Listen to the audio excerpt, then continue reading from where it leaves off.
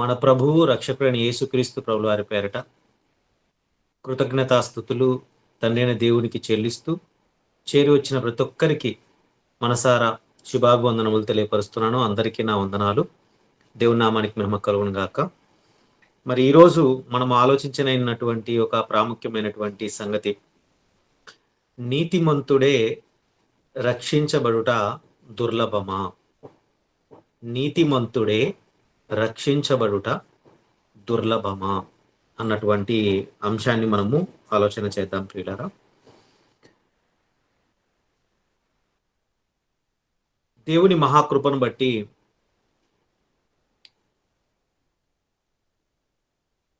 ఈరోజు మనం అందరము ఇక్కడ ఇలాగా చేరి గూగుల్ మీట్ కార్యక్రమంలో మనం అందరము ఉండటానికి దేవుడు మనకు ఎంతగానో సహాయం అనుగ్రహించాడు.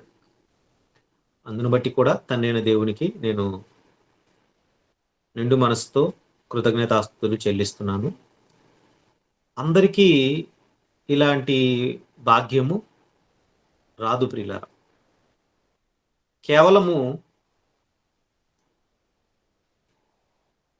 మనకు మాత్రమే ఇలాంటి భాగ్యము దక్కింది అని అంటే, దేవుని మదిలో మనం ఉన్నాము అని అన్నది మనము గుర్తుపెట్టుకోవాలి.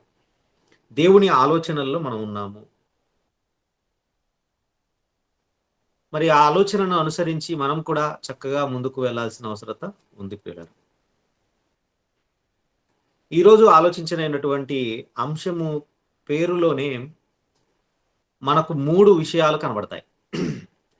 3 సంగతులు మనకు కనబడతాయి. అంశం పేరు ఒకసారి మరలా మీకు జ్ఞాపకం చేయాలి అని అనుకుంటున్నాను. అంశం పేరు మీ అందరికీ తెలుసు, ముందుగానే ప్రకటింపబడింది. నీతిమంతుడే రక్షించబడుట దుర్లభమా. ఇందులో 3 పదాలు ఉన్నాయి.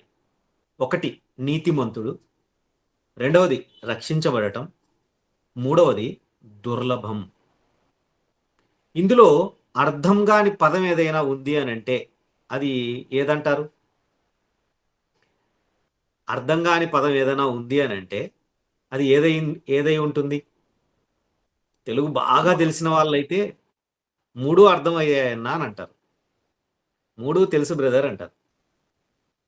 తెలుగు ఏదో బొటాబొటిగా నాకు చాలా తక్కువ అండి తెలిసేది తెలుగులో అర్థాలు అని అనే వాళ్ళకి మరి అందులో ఏది క్లిష్టంగా ఉంది? ఏ పదం క్లిష్టంగా ఉంది చూస్తే మీరు మీరు గమనించినట్టుగానే దుర్లభం అన్నటువంటి పదం కొద్దిగా క్లిష్టంగా ఉంది. అందరూ మరి అంగీకరిస్తారు కదా, రైట్. దేవుడు బైబిల్ గ్రంథాన్ని చాలా సరళమైనటువంటి భాషలో రాయించాడు. బైబిల్ గ్రంథం చాలా సరళమైనటువంటి భాష ఉంది. తెలుగులో చాలా రకాలైనటువంటి పదాలు, చాలా రకాలైనటువంటి శైలి ఉంది. తెలుగులో రాయబడినటువంటి రీతి చాలా రకాలైన శైలితో రాయొచ్చు. అంటే మనము పద్య భాగం అంటాం, గద్య భాగం అంటాం, సరళమైనటువంటి భాషతో రాయబడినటువంటి, అంటే అందరికీ అర్థమయ్యే విధంగా రాయబడినటువంటి కథలు ఇవన్నీ ఉన్నాయి. బైబిల్ గ్రంథము ఎలా రాయబడింది అని అంటే మనం ఏదో అర్థం చేసుకోలేనంత క్లిష్టంగా కాదు, అర్థం చేసుకోగలిగినటువంటి భాషలోనే, సరళమైన భాషలోనే రాయబడింది. కానీ మనమే దాన్ని అర్థం చేసుకోవటానికి ప్రయత్నం చెయ్యమండి. ఎందుకు చెప్తున్నానంటే, మనం ఆదికాండం మొదలుకొని బైబిల్ గ్రంథాన్ని మనము పరిశీలన చేస్తాం. ఆదికాండం మొదలుకొని మనం బైబిల్ని చదువుతూ వస్తాం. చదువుతున్నప్పుడు నాకు అన్ని పదాల అర్థాలు తెలుస్తూ వస్తున్నాయి అని ఎవరన్నా చెప్పగలరా? బైబిల్లో ఆదికాండం మొదలుకొని, ఆదికాండము 1వ అధ్యాయం 1వ వచనం మొదలుకొని నేను చదువుతున్నప్పుడు ఈ పదం నాకు తెలుసు, ఈ పదం నాకు తెలుసు, ఇది అర్థమైపోయింది అని చెప్పగలిగే వాళ్ళు ఎంతమంది ఉన్నారు? మనం ఆలోచన చేస్తే చాలా పదాలు, కొన్ని పదాల అర్థాలు మనకు తెలియకపోయినా కూడా చదువుకుంటూ వెళ్ళిపోతూ ఉంటాం, ముందుకు కొనసాగుతూ ఉంటాం. ఇది ఎప్పుడు ఇలా చేయకూడదు. ఇలా చేయటం వల్ల ఆ పదం యొక్క అర్థం తెలియకపోగా ఆ సెంటెన్సే మనకు అర్థం కాకుండా పోతుంది. ఒక మాటలో చెప్పాలంటే భావమే తెలియకుండా పోతుంది ప్రియులారా. మరలా చెప్తున్నాను. ఒక వాక్యములో ఒక పదము అర్థం కాకుండా మనం ముందుకు చదువుకుంటూ వెళ్ళిపోతే దాని భావమే మారిపోయే ప్రమాదం ఉంది. అందరూ అంగీకరించాల్సిన విషయమే ఇది. ఎందుకంటే ఖచ్చితంగా భావం మారిపోతుంది. అర్థం కాకపోతే ఇంగ్లీష్ ఉందనుకోండి. ఒక పదం అర్థం కాలేదనుకోండి. ఏం చేస్తాం? చదువుకుంటున్న పిల్లలు ఇంగ్లీష్‌లో ఒక పదం అర్థం కాలేదంటే, ఒక వర్డ్ అర్థం కాలేదంటే ఏం చేస్తారండి? డిక్షనరీ ముందు పెట్టుకొని, ఆ డిక్షనరీలో వెతికి, ఆ పదం యొక్క అర్థమేంటో తెలుసుకున్న తర్వాత ఆ సెంటెన్స్‌లో అది ఎలా ఇమిడి ఉందో చూసుకొని, అప్పుడు అర్థం చేసుకుంటారు. ఆహా! ఈ పదం అర్థం ఇదా? దీన్ని ఇలాగా వాడారా? అనని చెప్పి అర్థం చేసుకునే ప్రయత్నం చేస్తారు. మరి తెలుగులో బైబిల్‌ని చదువుతున్నప్పుడు, చదువుతున్న బైబిల్‌లో ఉన్న పదాలు కొన్ని అర్థం కానప్పుడు, దాన్ని నోట్ చేసుకొని, ఇది ఏంటో తెలుసుకోవాలి అనన్న ప్రయత్నం ఎందుకు చేయడం లేదు? అంటే ఒక నిర్లక్ష్యం. ఏముందిలే బైబిలే గదా! అర్థమైతే ఎంత? అర్థం కాకపోతే ఎంత? ఏమవుతది? అన్న నిర్లిప్తత, నిర్లక్ష్యము, ఒక టేక్ ఇట్ ఈజీగా తీసుకుంటాం గాబట్టి, బైబిల్‌లో ఉన్న పదాలు కొన్ని పదాల అర్థాలు మనము చెప్పటానికి, ఆలోచించటానికి ప్రయత్నం చేయం ప్రియులారా.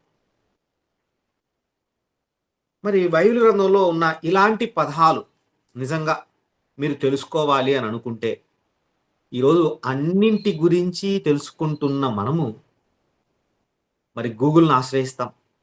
ఆ గూగుల్ సెర్చ్‌లో దీని మీనింగ్ ఏంటి అని టైప్ చేస్తాం. హ్మ్.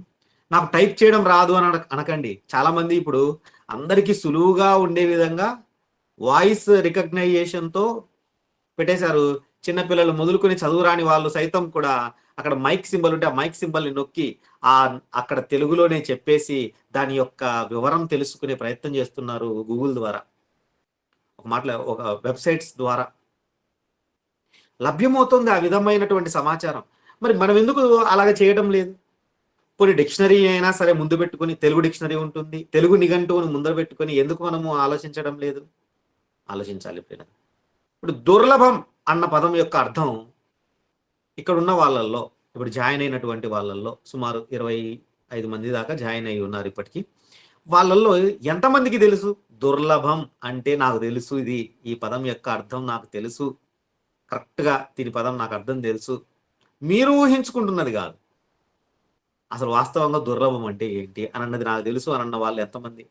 తెలిసి ఉంటే చాలా సంతోషం. మరి ఈరోజు మనం ఆలోచన చేద్దాం. అసలెక్కడుంది? ఈ మాట ఎక్కడుంది? ఈ పదం ఎక్కడుంది?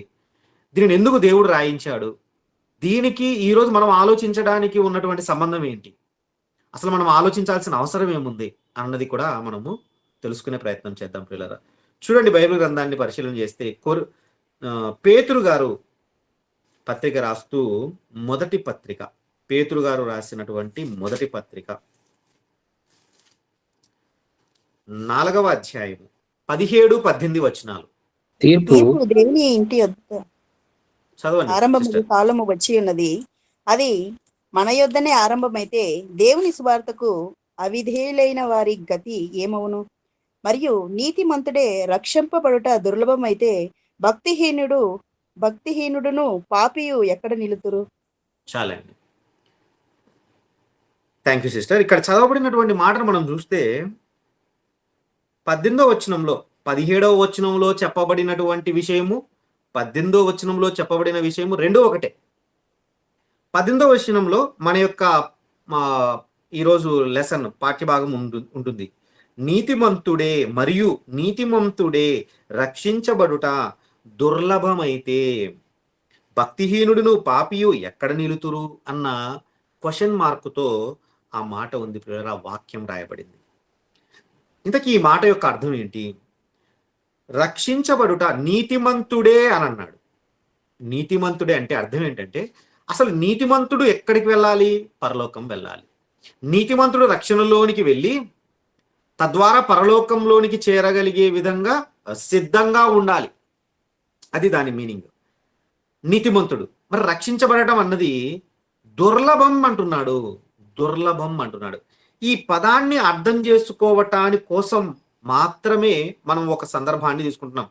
ఈ పదంని అర్థం చేసుకోవటానికి, దుర్లభం అన్న పదం అర్థం చేసుకోవటానికి ఒక వచనాన్ని చూద్దాం పిల్లరా. మరలా ఇక్కడికి వద్దాం మనము. చూడండి, అపోస్తుల కార్యములు 26వ అధ్యాయం. అపోస్తుల కార్యములు 26వ అధ్యాయం. అక్కడక్కడ వింటే మీకు అర్థం కాదండి. మరలా చెప్తున్నాను, కాసేపు విని కాసేపు అక్కడ పక్కన పని చూసుకొని వింటే అర్థం కాదు. మరలా చెప్తున్నాను, నాకు అర్థం కాలేదనంటే నేనేం చేయలేదు. కరెక్ట్గా ఫాలో అవుతే అర్థం అవుతారు, అర్థం చేసుకుంటారు. అర్థమయ్యేటట్టుగా నేను చెప్పడానికి ప్రయత్నం చేస్తాను, దేవుడు నాకు ఇచ్చిన జ్ఞానంతో, నాకు ఇచ్చిన సామర్థ్యంతో. అపోస్తుల కార్యములు 26వ అధ్యాయము 27వ వచనము నుండి. అగ్రిప్ప రాజా, తమరు ప్రవక్తలను నమ్ముచున్నారని నేను ఎరుగుదును. అందుకు అగ్రిప్ప, ఇంత సులభంగా నన్ను క్రైస్తవుని జూచుచున్నావే అని పౌలుతో చెప్పెను. అందుకు పౌలు, సులభముగానో దుర్లభముగానో తమరు మాత్రము కాదు, నేడు నా మాట వినివారు అందరూ ఈ బంధకములు తప్ప నా వలె నుండినట్లు దేవుడు అనుగ్రహించును గాక నేను. చాలండి. ఈ వచనము ఎందుకు చదివించానని చెప్పాను? ఈ వచనం ఎందుకు చదివించాను?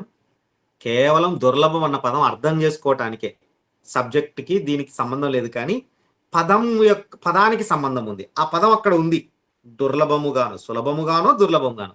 అసలు విషయం ఏంటంటే, అగ్రిప్ప రాజు దగ్గరికి పౌలు గారు వెళ్తారు. పౌలు గారు వెళ్ళినప్పుడు పౌలు గారితో అగ్రిప్ప రాజు యొక్క డిస్కషన్ అన్నది రాయబడిందండి.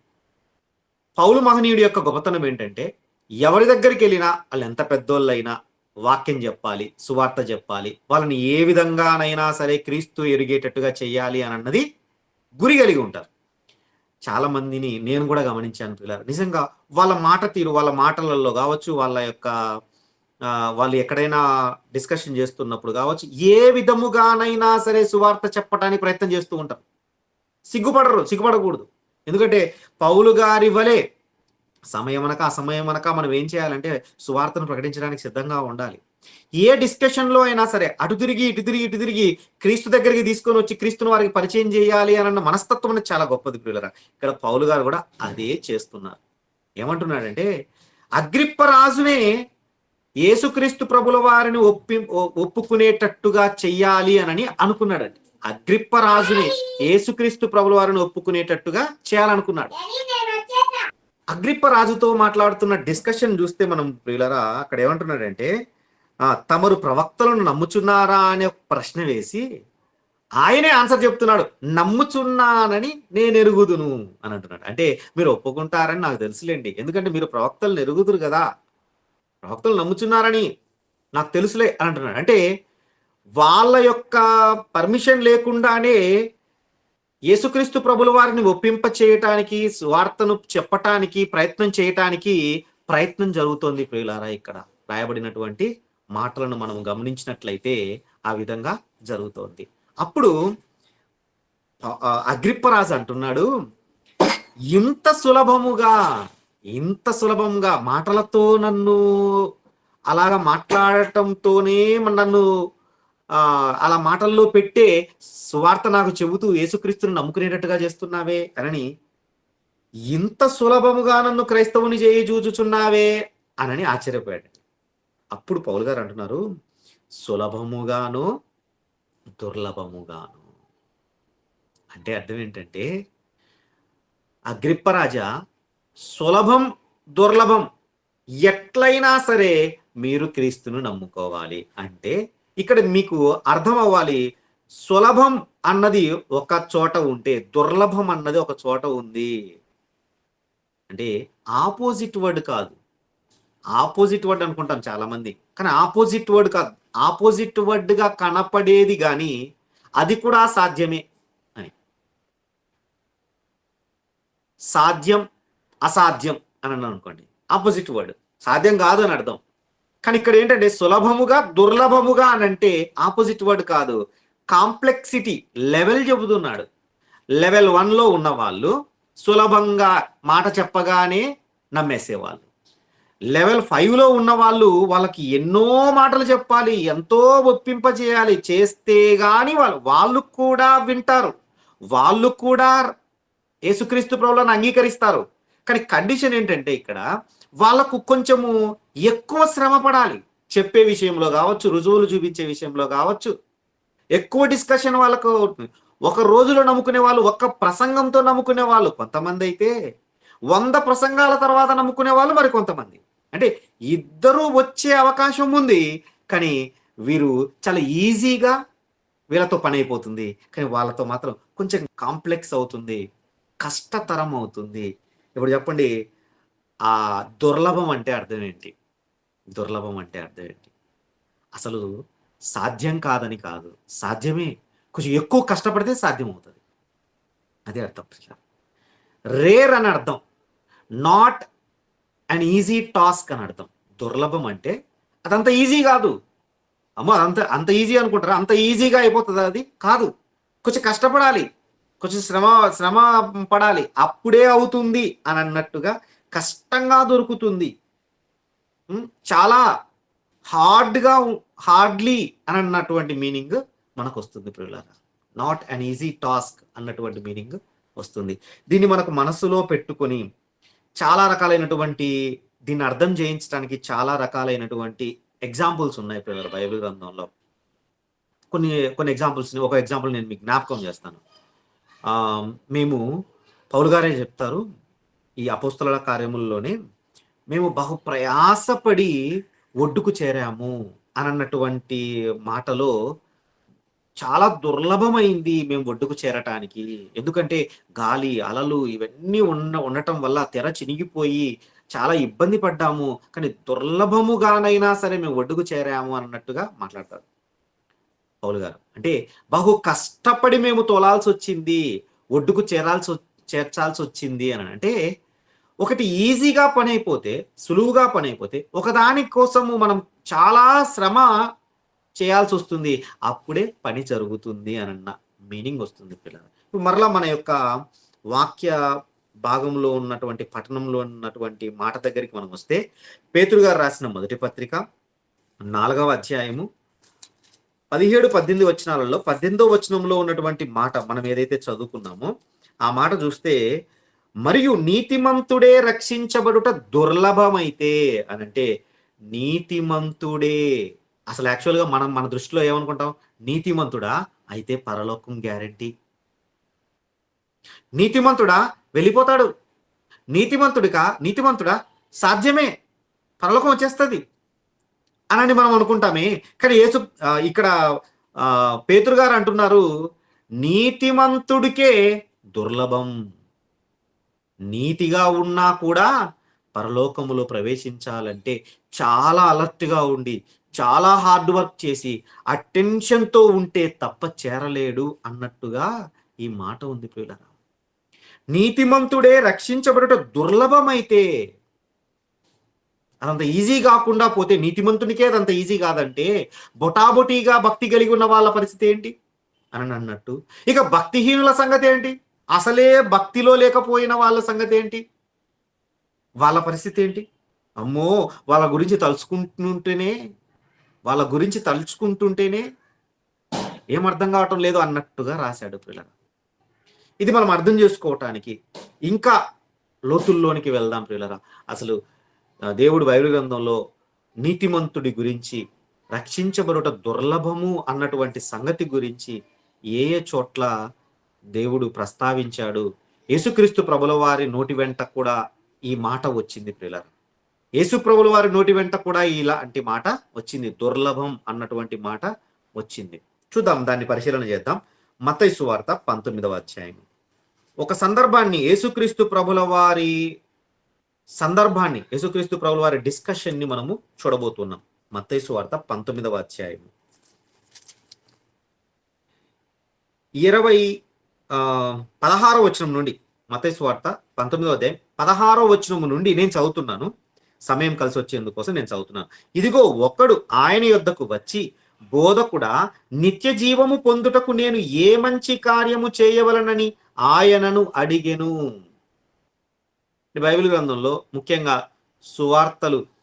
సువార్తికులు రాసినటువంటి సువార్త పత్రికలు ఏదైతే ఉన్నాయో, ఆ పుస్తకాలు ఏవైతే ఉన్నాయో, వాటిల్లో మనందరికీ తెలుసు కదా, మత్తయి సువార్త, మార్కు సువార్త, లూకా సువార్త, యోహాను సువార్త ఎందుకు రాయబడింది ఈ విధంగా అనంటే, ఒక ఒక దగ్గర లేనిది, ఒక పుస్తకములో లేనిది మరొక పుస్తకములో దేవుడు పొందుపరిచాడు. ఒక పుస్తకములో లేని ఎలిమెంట్ ఏదైతే ఉందో, విషయం ఏదైతే ఉందో ఇంకొక పుస్తకములో జత చేశాడు. దానిని దీనిని క్రోడీకరించుకుంటే మనకు పరిపూర్ణంగా అర్థమవుతుంది. అందుకే మనం ఏం చేయాలంటే, మత్తయి సువార్తలో ఈ యొక్క సందర్భం ఉంది కదా, ఈ సందర్భాన్ని మనం ఇంకొక సువార్తికుడు రాసినటువంటి ఆ పత్రికలో కూడా దానిని మనము సరిపోల్చుకుంటూ చదివేయగలిగాం అనుకోండి, అన్ని డీటెయిల్స్ తెలుస్తాయండి. ఇక్కడ చూడండి, ఒకడు అని రాయబడి ఉంది.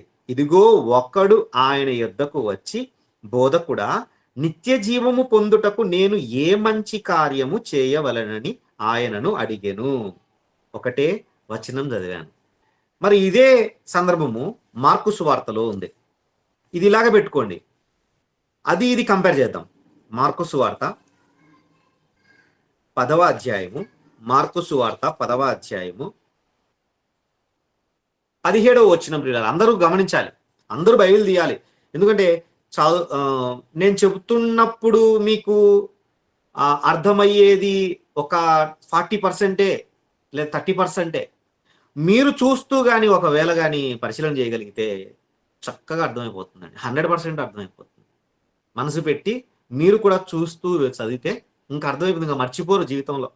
మత్తయి సువార్త 19వ అధ్యాయము 16వ వచనం చదివాము. దానినే అలాంటి సందర్భమే మార్కు సువార్త 10వ అధ్యాయంలో 17వ వచనంలో ఉంది. నేను చదువుతున్నాను.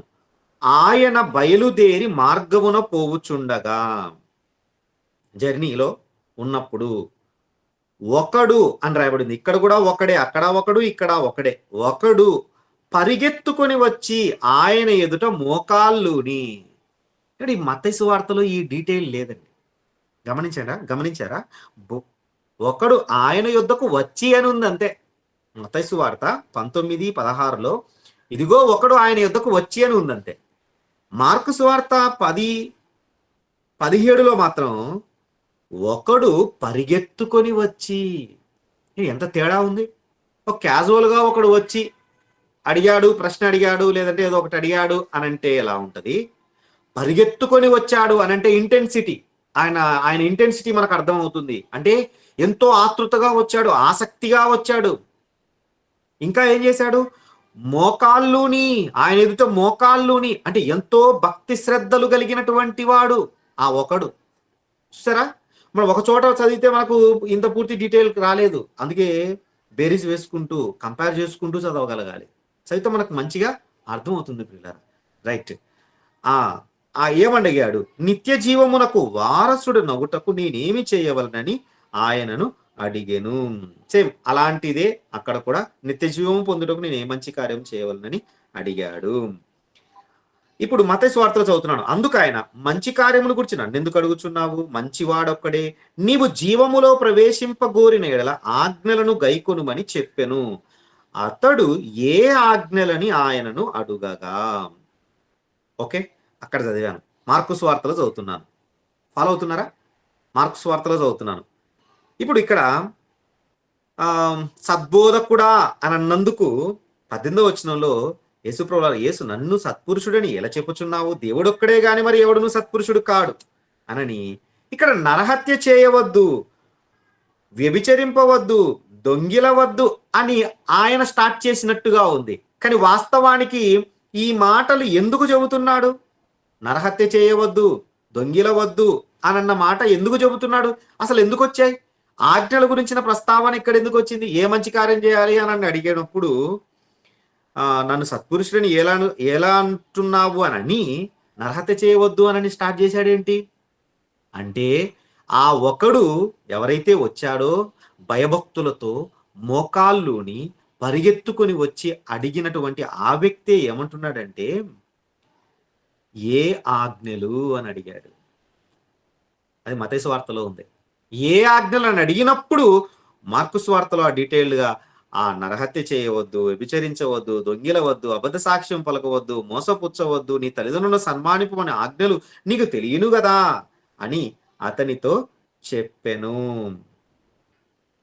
ఇప్పుడు మత్తయి సువార్తలో చూడండి, సేమ్ యేసుప్రభుల వారు 18వ వచనంలో అదే చెప్పాడు. నిన్ను వలె నీ పొరుగు వారిని ప్రేమింపవలను అనుననివియే అని చెప్పాను. మత్తయి సువార్తలో ఆ యవనుడు అంటున్నాడు చూడండి 20వ వచనంలో, అందుకు ఆ యవ్వనుడు అంటే ఇక్కడ మరొక డీటెయిల్ దొరికింది మనకు. ఒకడు అంటే ముసలివాడా? ఒకడు అనంటే మధ్య వయస్కుడా? ఒకడు అనంటే యవనుడా? ఒకడు అంటే బాలుడా? అన్నది మనకి ఇక్కడ లభ్యమైంది చూడండి. యవనుడు అని అంటున్నాడంటే అతను యవనస్తుడు. అతడు యవనస్తుడు, యవన దశలో ఉన్నాడు. ఆ యవన దశలో ఉన్న ఆయన ఏమంటున్నాడంటే, ఇవన్నీయు అనుసరించుచునే యున్నాను అని అన్నాడు. మత్తయి సువార్తలో చదివాను. ఇవన్నీయు అనుసరించుచునే ఉన్నాను అని అన్నాడు. కానీ అనుసరిస్తున్నాడు ఎప్పటినుంచి? యవనుడు అని అన్నాడు. ఒకవేళ అతడు 25 ఏళ్ల వ్యక్తి అనుకోండి. 20వ సంవత్సరంలో క్రీస్తుని తెలుసుకొనో, లేకపోతే దేవుణ్ణి ఎరుగో, సత్యాన్ని తెలుసుకునో అప్పటి నుంచి అనుసరిస్తున్నాడా? ఆయన మాటను బట్టి, ఇక్కడున్న డీటెయిల్డ్ని బట్టి అప్పటి నుంచి అనుసరిస్తున్నాడా అన్న డౌట్ మనకు రావాలి. అప్పుడు మార్కు సువార్తలో దానికి ఆన్సర్ ఉంది. చూడండి, మార్కు సువార్తలో ఏమంటున్నాడు? 20వ వచనం, ఆజ్ఞలు నీకు తెలియను కదా అని అతనితో అంటే, అందుకతడు బోధకుడా. ఇక్కడ అందుకతడే అనే ఉందండి, యవనస్తుడని లేదు. ఆ యవనస్తుడు అన్న విషయము మత్తయి సువార్తలో ఉంది. చూసారా, రెండింటిని కంపేర్ చేసుకుంటూ ఉంటేనే మనకు అన్ని డీటెయిల్డ్ అర్థమవుతున్నాయి. అందుకతడు ఏమంటున్నాడు? బాల్యము నుండి ఇవన్నీ అనుసరించుచునే ఉంటిని. చూసారా, బాల్యము నుండి ఇవన్నీ అనుసరించుచునే ఉంటిని అని అంటున్నాడు. అంటే ఏమని అర్థం ప్రియులారా? ఆలోచన చేయండి. చిన్నప్పటి నుంచే తెలుసుకున్నాడట, చిన్నప్పటి నుంచే ఇవన్నీ పాటిస్తున్నాడట అండి. మత్తయి సువార్తలో అనుసరిస్తున్నాను, యవనుడిని అనుసరిస్తున్నాడేమో 1 సంవత్సరం ముందు తెలుసుకున్నాడేమో, 2 సంవత్సరాల ముందు తెలుసుకున్నాడేమో, 3 ఏళ్ల నుంచి అనుసరిస్తున్నాడేమో అన్న డౌట్ అక్కడ ఉంది. ఆ డౌట్ కూడా క్లారిఫై అయిపోయింది. అక్కడ మార్కు సువార్తలో క్లారిఫై అయిపోయింది. ఎప్పటి నుంచి అనుసరిస్తున్నాడట? బాల్యము నుండే. ఇక్కడ మనము ఆగి ఆలోచన చేయాల్సింది ఏంటంటే అండి, బాల్యము నుండి ఆజ్ఞలన్నీ పాటిస్తున్నాడు, సత్యం తెలుసుకున్నవాడు, భక్తి కలిగినటువంటి యవనుడు. యవన దశలో భక్తి కలిగి ఉండడమే గొప్ప సంగతి. భక్తి కలిగినటువంటి యవనుడు పరిగెత్తుకొని వచ్చి అంత ఆసక్తి కలిగి భయభక్తులతో ఏదో నామకే వాస్తే రాలేదండి. ఏదో ఊరికే పేరుకే వచ్చి అడుగుదాము, యేసుప్రభువుని చూసి వెళ్దాం అన్నట్టుగా రాలేదు. నిజంగా ఇంటెన్సిటీ ఉంది, చాలా ఇంటెన్షన్తో వచ్చాడు. అలా వచ్చినటువంటి వ్యక్తి ఏమని అడుగుతున్నాడు? నిత్య జీవానికి వెళ్ళాలంటే నేను ఏం చేయాలని అడుగుతున్నాడు. మనం అయితే అడుగుతామండి. బాల్యము నుండి ఇవన్నీ పాటిస్తూ ఉంటే, ఆజ్ఞలన్నీ పాటిస్తూ ఉంటే మనం ఏమనుకుంటాం తెలుసా? నాకు కాకపోతే దేవుడు ఇంకెవరికి పరలోకం ఇస్తాడు, నేనే మొట్టమొదటి వరుసలో ఉంటాను అని అనుకుంటాం. ఖచ్చితంగా అనుకుంటాం. అడగాల్సిన అవసరం కూడా లేదు అని అనుకుంటాం. అంతెందుకండి, ఈరోజు బాప్తిజం తీసుకున్న తర్వాత ఏమనుకుంటున్నారంటే, నాకు సీటు గ్యారెంటీ అనుకుంటున్నాం. ఎంతమంది అనుకోలేదు? బాప్తిజం తీసుకొని అలా ఒడ్డు బయటకు వచ్చిన వెంటనే నాకు సీటు గ్యారెంటీనే. ఎప్పటి వరకు? అప్పటి వరకే, ఆ క్షణం వరకే. ఆ తర్వాత చాలా మంది అదే అనుకుంటున్నారు. ఈయన బాల్యము నుండి పాటిస్తున్నాడు, భక్తి కలిగినటువంటి యవనుడు, అయినా కూడా ఈయన వచ్చి అడుగుతున్నాడే. అంటే నీతిమంతుడు, యథార్థవంతుడుగా, ఆజ్ఞలను పాటిస్తున్నటువంటి వాడుగా, సత్యవంతుడుగా యేసుప్రభుల వారి దగ్గరికి వచ్చి పరలోకంలో ప్రవేశించాలంటే, నిత్య జీవంలో ప్రవేశించాలంటే, జీవంలో ప్రవేశించాలంటే ఏం చెయ్యాలి అని అడుగుతున్నాడే. ఎందుకు అడిగాడు? ఎప్పుడైనా ఆలోచించారా? ఆలోచించాలి ప్రియులారా. ఇక్కడ చూడండి, మార్కు సువార్త కంటిన్యూ చేద్దాం. 21, ఇవన్నీ అనుసరించుచునే ఉంటిని అని అన్నప్పుడు నిజంగా దొంగ అయితే, అంటే ఊరికే చెప్పి ఉంటే యేసుప్రభుల వారు ఏమని ఉండాలి? చాలేవయ్యా, ఎవరి దగ్గర నీ కుపిగంతులు, ఎవరిక్కడ అనుకుంటున్నావు? హృదయాంతరంగములను ఎరిగిన వాడిని, నువ్వు బయటికి చెప్పకపోయినా కూడా నీ లోపల ఏమనుకుంటున్నావో చెప్పేసేవాడిని. నువ్వు బాల్యము నుండి అనుసరిస్తున్నావా? నేను చెప్పమంటావా? చిట్టా విప్పమంటావా? ఏ వయసులో ఏమేం చేసావో చెప్పమంటావా అనొచ్చండి. కానీ యేసుక్రీస్తు ప్రభుల వారు ఆ మాట అనలేదు. అంటే అర్థం ఏంటి?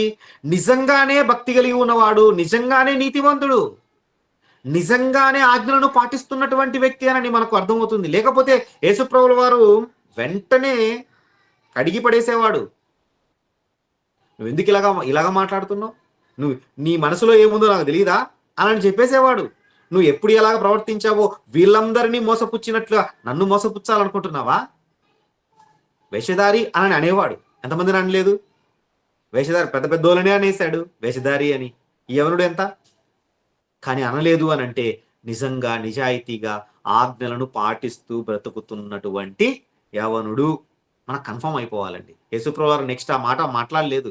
ఏమన్నాడంటే 21వ వచనంలో యేసు అతన్ని చూచి అతన్ని ప్రేమించి అని ఉందండి. అంటే అర్థం ఏంటి? నిజంగానే నీతిమంతుడిగా బ్రతుకుతున్నాడు, ప్రేమించాడు, ప్రేమించి ఒక సలహా చెప్దాము అని అనుకుంటున్నాడు. ఏం సలహా చెప్దాం అనుకుంటున్నాడు? నీకు ఒకటి కొదువగా ఉన్నది. మరి మనము ఎప్పటి వరకు నోటీస్ చేశామో లేదో, మార్కు సువార్తలో నీకు ఒకటి కొదువగా ఉన్నది అనని యేసు ప్రభుల వారికై యేసు ప్రభుల వారే అన్నారా? ఆయన అడిగితే చెప్పాడా కొదువగా ఉంది అనని? మత్తయి సువార్తలో చూద్దాం. నా పాయింట్ అర్థం కావాలి, ప్రశ్న అర్థం కావాలి. నీకు ఒకటి కొదువగా ఉన్నది అని యేసుక్రీస్తు ప్రభుల వారికే యేసుక్రీస్తు ప్రభుల వారే అడిగారా? లేదా ఆ యవనుడేమైనా నాకింకేమైనా పెండింగ్ ఉన్నాయా అని ఏమైనా అడిగితే చెప్పాడా? చూడండి మత్తయి సువార్తలో ఏముందో. మత్తయి సువార్త 19వ అధ్యాయము 20వ వచనం కంటిన్యూ చేద్దాం. అందుకు ఆ యవనుడు ఇవన్నీ అనుసరించుచునే ఉన్నాను, అంటే బాల్యం నుండి అనుసరిస్తున్నానని చెప్పాడు కదా. ఇకను నాకు కొదువ ఏమని ఆయనను అడిగెను. ఎవరండి కొదువుందా అని అడిగింది ఎవరు? యేసు ప్రభుల వారు వెళ్ళలేదండి డీటెయిల్గా. నీకొకటి కొదువ ఉంది అని యేసుక్రీస్తు ప్రభుల వారికే యేసుక్రీస్తు ప్రభుల వారు చెప్పలేదు. ఈ మాట అడిన తర్వాత చెప్పాడు. అంతవరకు ఒక రీతిగా ఉంది పరిస్థితి. ఇప్పుడు పరిస్థితి మారిపోయింది. ఎవరిని పరిస్థితి అంతవరకు ఒకటి ఉంది. ఇప్పుడు ఏమడిగాడు ప్రశ్న? మళ్ళా చదువుదాం. ఏమన్నాడండి? ఇకను నాకు కొదువ ఏమిటి అంటే ఇంటెన్షన్ ఏంటో తెలుసండి. పరిగెత్తుకుని వచ్చాడు, భక్తిపరుడే, మోకాళ్ళు ఉన్నాడు. యేసుప్రభువు అంటే ఎంతో భక్తి ఉంది. ఏదో ఈయనను పరీక్షిద్దాము అని యూదులలాగా పరిసయ్యులలాగా రాలేదు. నిజంగా నిజాయితీగానే వచ్చాడు. కానీ చాలా బాగుంది. నేను నీతిమంతుణ్ణి అనుకుంటూ వచ్చి నాకు తప్ప ఇక నిత్య జీవములో చోటు ఎవరికి ఉంటది? ఇవన్నీ బాల్యము నుండే పాటిస్తూ నిష్టగా బ్రతుకుతున్నాను, నాకు తప్ప ఇక పరలోకం ఇంకెవరికి గ్యారంటీ ఉంటది? ఫస్ట్ ప్లేస్ లో ఉంటే దేవుడు నన్నే పంపించాలి రానాయనా అని అన్నంత కాన్ఫిడెంట్ గా ఉన్నాడండి. ఉండి ఇకను నాకు కొదవ ఏముంది అంటే యేసుక్రీస్తు ప్రభుల వారి నోటి వెంట ఏం ఆన్సర్ ఎక్స్పెక్ట్ చేశాడు చెప్పండి? యేసుక్రీస్తు ప్రభుల వారి నోటి వెంట ఏం ఆన్సర్ ఎక్స్పెక్ట్ చేశాడంటే, ఇలాంటి వాళ్ళు చాలా మంది ఉన్నారండి బైబిల్లో. ఇలాంటి సందర్భాలు యేసుక్రీస్తు ప్రభులు ఒక ఆన్సర్ చెప్తారనుకుంటే ఒక ఆన్సర్తో తిప్పి కొట్టేశాడు. అసలు ఊహించున్నాం యేసు ప్రభుల వారు అలా మాట్లాడేదేంటి అని అనుకుంటాం. ఏంటి అలాగనేశాడు అని నివ్వెరపోయే పరిస్థితి అండి. ఈయన కూడా నివ్వెరపోయే విధంగా, అవును నువ్వు అనుకుంటున్నట్టు నీకొకటి కొదువుగా, నీవన్నట్టే నీకొకటి కొదువుగా ఉంది. అప్పటి వరకు అతన్ని ప్రేమించినటువంటి యేసుక్రీస్తు ప్రభుల వారు ఆగాడు అంటే ఇక్కడ ఏమైపోయిందంటే కాన్ఫిడెన్స్ ఓవర్ కాన్ఫిడెన్స్ అయిపోయింది. కాన్ఫిడెంట్ గా ఉండడం మంచిదే, నీతిగా బ్రతకడం మంచిదే, కానీ నాకు తప్ప పరలోకం ఇంకెవరికి? నేను 30 ఏళ్ళ సర్వీస్ ఏందనుకుంటున్నారు? బాప్తిసం తీసుకుని రేపటికి 40 ఏళ్ళు క్రాస్ అయిపోతాయి. ఎంతమందికి సువార్త చెప్పాను, ఎంత చదివాను బైబిల్ నేను ఎన్నిసార్లు చదివాను అనుకుంటున్నారు? లెక్క పెట్టుకోలేను అసలు.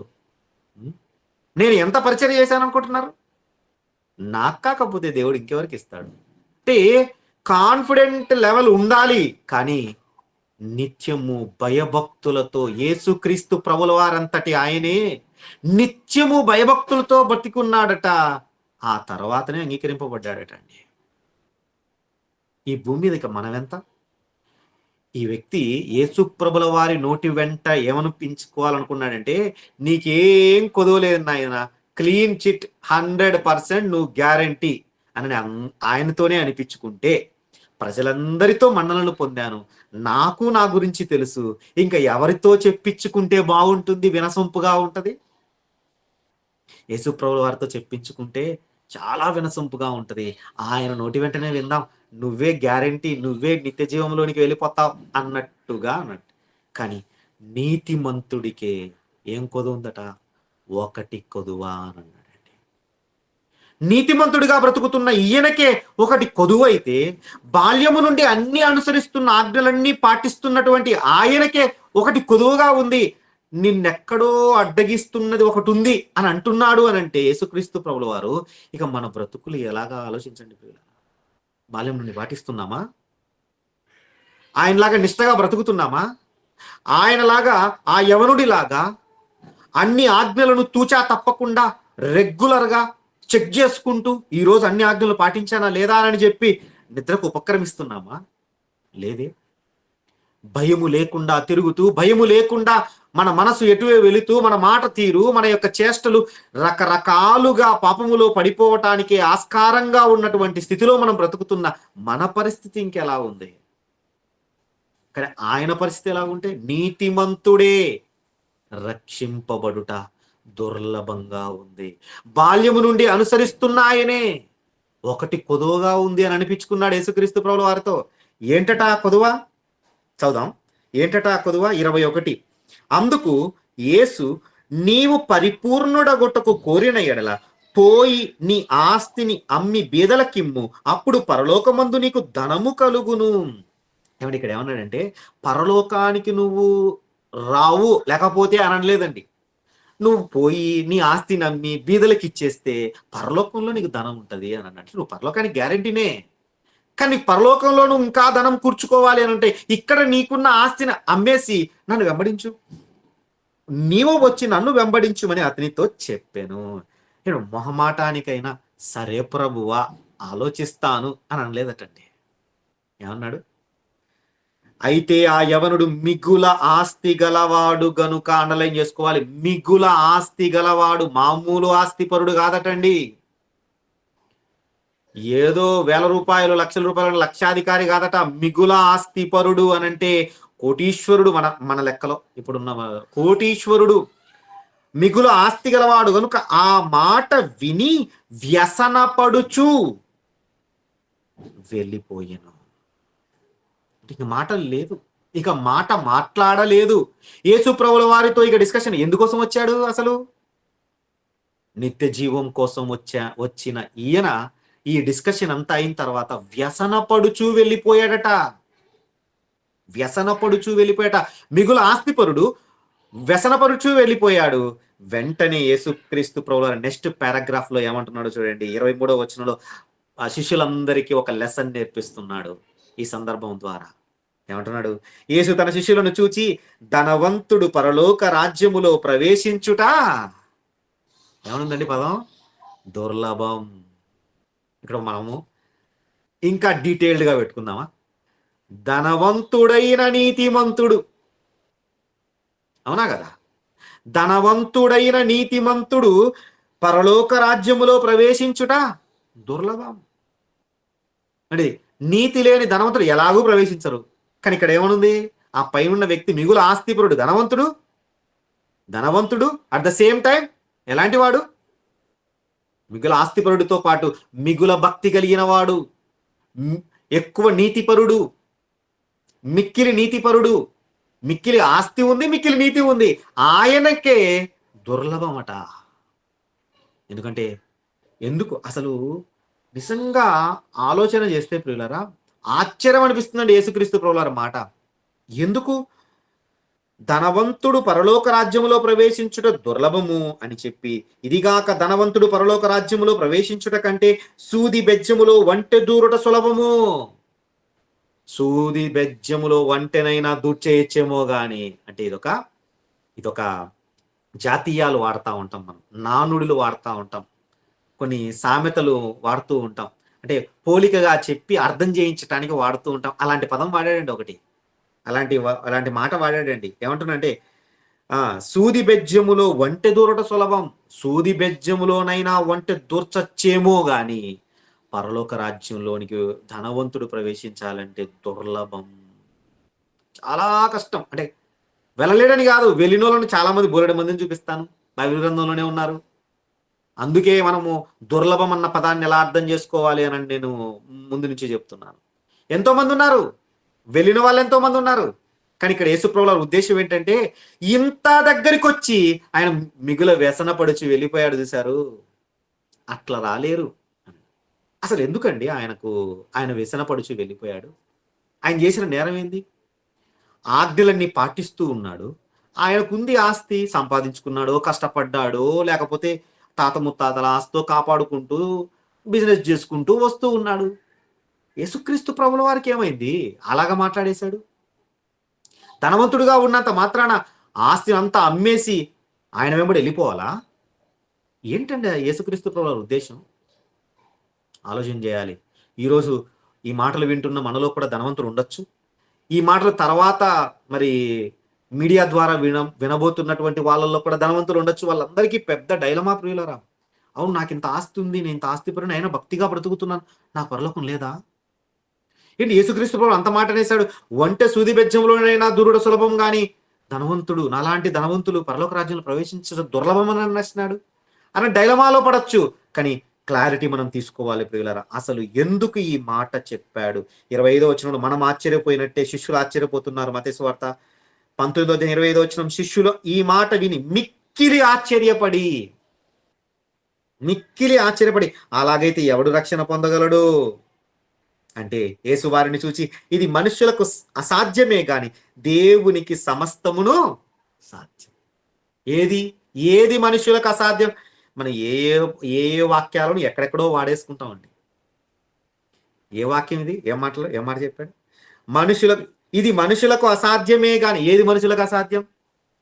ధనవంతుడుగా ఉండి, భక్తిపరుడుగా ఉండి పరలోక రాజ్యంలో ప్రవేశించలేని పరిస్థితి ఉన్నప్పుడు మనుషులకు అసాధ్యమేమో కానీ దేవునికి సాధ్యం అని అన్నాడు పిల్లలు ఇక్కడ చాలా స్పష్టంగా.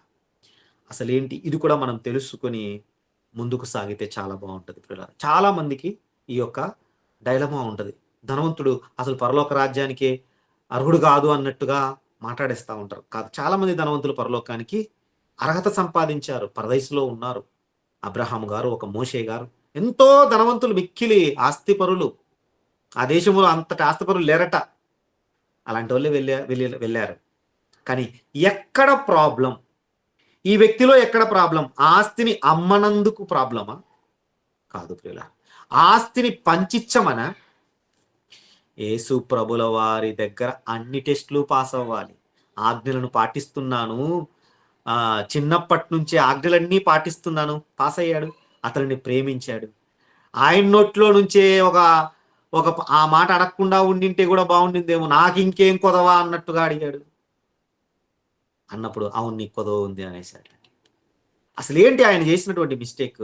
శిష్యులకు వ్యక్తపరుస్తున్నాడు. మార్కు సువార్తలో దాని యొక్క వివరణ ఉంది ప్రియులారా. చూడండి, మార్కు సువార్త 10వ అధ్యాయము, 23వ వచనం. అసలు 22 నుంచి చూద్దాం. అలాగా మాట్లాడిన తర్వాత నీవు నన్ను వచ్చి వెంబడించు అని అన్నప్పుడు 22వ వచనంలో అతడు మిగులు ఆస్తి గలవాడు కనుక ఆ మాటకు ముఖము చిన్నబుచ్చుకొని, అక్కడ మిగుల వ్యసన పడుచు అని ఉంది, ఇక్కడ ఏమనుంది? ముఖం చిన్నబుచ్చుకొని, ముఖం అంతా మాడిపోయిందటండి. దుఃఖపడుచు వెళ్ళిపోయాడట. ఎందుకు దుఃఖం? అమ్మో, ఇంత ఆస్తి బీదల పాలు చేసేయడమే, ఇంత ఆస్తి ఉన్న ఫలంగా అమ్మేసి పరలోకం కోసం నాకున్న ఆస్తి అమ్మి యేసు ప్రభుల వారి వెంట బికారిగా నేను నడవడానికే. చూసారా పిల్లరా? ఆలోచించండి. దుఃఖపడుచు వెళ్ళిపోయాను.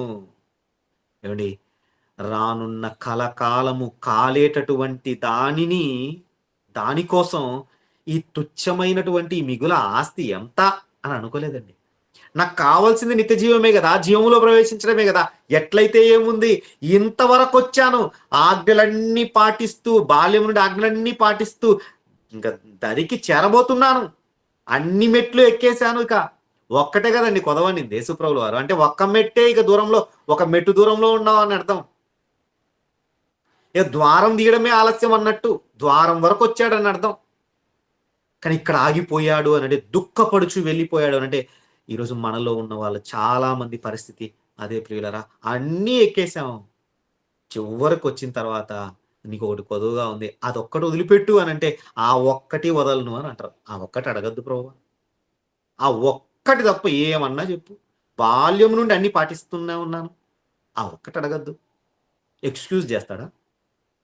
చేయడండి. మనం చాలా మందికి ఇన్ని చేశాను గదా! ఎక్స్‌క్యూజ్ చేస్తాడులే అని అనుకుంటూ ధైర్యంగా ఉన్నాం. కానీ ఒక మెట్టు దూరంలో ఆగిపోయినా, 100 మెట్ల దూరంలో ఆగిపోయినా ఇద్దరూ సమానమే. ఇద్దరూ సమానం. ఇంకొక ధనవంతుడిని చూపిస్తానిప్పుడు మీకు. బైబిల్ గ్రంథంలో దేవుడు మనకు ఇంకొక ధనవంతుడిని ప్రస్తావించాడు. సమయం లేదు కాబట్టి జస్ట్ ఊరికే వచనం చెప్తున్నాను ప్రియులారా. అది లూకాసు వార్త 12వ అధ్యాయంలో 16వ వచనం నుండి 21వ వచనంలో ఒక ధనవంతుడి గురించిన ప్రస్తావన ఉంది. లూకాసు వార్త 16వ అధ్యాయంలో. మీరు చదవండి తర్వాత. అక్కడ ఆ ధనవంతుడు ఏం చేశాడు? అసలు దేవుడంటే భయం లేదు. దేవుడి కొరకు అక్కడున్న చుట్టుపక్కల ఉన్న వాళ్ళ కొరకు దేవుడు ఆశీర్వదించినా కూడా మిగిలిన మిక్కిలి ఆస్తిపరునిగా చేసిన కొట్లను విస్తరపరచి విస్తృతపరిచి అన్నింటిలో దాచుకున్నాడు. ప్రాణంతో నా ప్రాణమా తరగని చెరగని ఆస్తి అనేక సంవత్సరాలకు నీకు సమకూర్చానని చెప్పుకుంటున్నప్పుడు వెర్రివాడా అని అన్నాడు. ఏమండి, ఆ వ్యక్తి అసలు భయము భక్తితో లేడు. దేవుడంటే లెక్క లేకుండా ఉన్నాడు. ఆస్తి సమకూర్చుకున్నాడు. అతని గతి ఇప్పుడు ఎంతో భక్తిగా చిన్నప్పటి నుంచి బ్రతికినటువంటి ఇతని గతి, ఇద్దరి గతి ఒకటే కదండి. ఆలోచించండి. ఏంటసలు ఎక్కడ లోపం ఉంది? అతనిలోనైనా ఇతనిలోనైనా, ఆ నీతిమంతుడిగా బ్రతికిన అతనిలోనైనా, అసలు దేవునికి భక్తిహీనుడిగా ఉండి నరకానికి వెళ్ళిపోతున్న అతనిలోనైనా ఎక్కడ లోపం ఉంది? అది విషయం తెలుసుకుందాం పిల్లలు. 10వ అధ్యాయం, మార్కు సువార్త 10వ అధ్యాయము 22. అతడు మిగుల ఆస్తి గలవాడు గనుక ఆ మాటకు ముఖము చిన్నబుచ్చుకొని దుఃఖపడుచు వెళ్ళిపోయాను. అప్పుడు యేసు చుట్టూ చూచి ఆస్తి గలవారు దేవుని రాజ్యంలో ప్రవేశించడం ఎంతో దుర్లభమని తన శిష్యులతో చెప్పాను. ఆయన మాటలకు శిష్యులు విస్మయముందిరి. అందుకు యేసు తిరిగి వారితో ఇట్లనెను. ఇక్కడ ఆన్సర్ ఉంది. పిల్లలారా, తమ ఆస్తి యందు నమ్మిక ఉంచు వారు దేవుని రాజ్యములో ప్రవేశించుట ఎంతో దుర్లభం. ఏమండి, ఎక్కడ మిస్టేక్ చేశాడో తెలుసా? నీతిమంతుడైన యవనుడు బాల్యము నుండి అన్నీ పాటిస్తూ ఏ కొదవ లేకుండా ఒకే ఒక్కటి కొదవ, ఆస్తి ఒక్కటే అడ్డు. అదొక్కటే. అది ఎందుకు అడ్డైంది అని అంటే ఆ దేవుణ్ణి నమ్ముకున్నాడు, అటు ఆస్తిని నమ్ముకున్నాడు. అంటే ఇప్పుడు భక్తిగా బ్రతకటానికి అతనికి ఏముండాలి? ఆస్తి లేకపోతే భక్తి పోతుంది అతనిలో. బాగా అర్థం చేసుకోవాలి ప్రియులారా. ఆస్తి లేకపోతే నరహత్య చేయవద్దు అన్నదాన్ని పాటించలేడు. ఆస్తి లేకపోతే దొంగిలవద్దు అన్నదాన్ని పాటించలేడు. ఆస్తి లేకపోతే అబద్ధ సాక్ష్యము పలకవద్దు, వ్యభిచరించవద్దు, మోసపుచ్చవద్దు, తల్లిదండ్రులను సన్మానించటం ఇవన్నీ పాటించలేడు. అంటే డబ్బుల మీద ఆధారపడి భక్తిగా జీవిస్తున్నాడు. చాలినంత డబ్బుంది. ఈ డబ్బుతో ఏం చేస్తున్నాడు? నిన్ను వల్లే నీ పొరుగువారిని ప్రేమించమన్నాడా? చల్లేస్తున్నాడు. అందరికి ఇచ్చేస్తున్నాడు, పంచేస్తున్నాడు. దొంగిలాల్సిన అవసరం నాకేం పట్టింది? నాకింత డబ్బులుంటే. నరహత చేయాల్సిన ఒకడిని కూనీ చేసి వాడి దగ్గర నుంచి లాక్కొని దొంగతనం చేయాల్సిన కర్మ నాకేం పట్టింది? నాకింత డబ్బు ఉంటే. అబద్ధ సాక్ష్యం పలకాల్సిన కర్మ నాకేం పట్టింది? నా దగ్గర ఇంత డబ్బు ఉంటే. అంటే ప్రతి దానిని దేనితో లింక్ చేసుకున్నాడు? ఆస్తితో, ధనముతో. ధనము లేకపోతే ఇతని నిజస్వరూపం బయటపడుతుంది. అందుకే యేసుక్రీస్తు ప్రభుల వారు నీ ఆస్తిని అంతా అమ్మేసి నన్నొచ్చి వెంబడించి చూడు, నీ నిజస్వరూపం అంతా బయటపడుతుంది. నువ్వు నిజంగా భక్తిగా ఉంటావో, నిజంగా ఆజ్ఞలన్నీ అనుసరిస్తావో. చాలామంది తనకున్న దాంట్లో బీదలకు పంచుతారండి. వాళ్ళే బీదవాళ్ళు. కడు పేదలకు బీదతనములో ఉన్నా కూడా వాళ్ళల్లో నుంచి ఇదిగో 10 రూపాయలు ఉన్నవాడు రూపాయి తీసి నిరుపేదలకు ఇస్తున్నాడు. ఇదిగో దేవుడు అక్కడే మనల్ని చూస్తాడు. నా దగ్గర ఏముంది, అంతా నేను తీసుకోవడానికే అన్నట్లుగా ఉన్న వాళ్ళ గురించి కాదు. నీ దగ్గర 100 రూపాయలు ఉంటే 1 రూపాయి ఇచ్చినందుకు నువ్వు గొప్పవాడివి కాదు. నీ దగ్గర ఏమీ లేని స్థితి ఉన్నా కూడా నీకున్న దాంట్లో నుంచి, అందుకే అన్నాడు 2 అంగీలుంటే 1 అంగీ ఇచ్చేయి అని అన్నాడండి. 2 అంగీలు ఉన్నోడు బాగా ఉన్నోడా? ఆలోచన చేయండి. ఒకటి తప్పితే ఒకటి వేసుకుంటున్నాడు, ఒకటి ఆరేసుకుంటున్నాడండి. ఉన్నవాడా?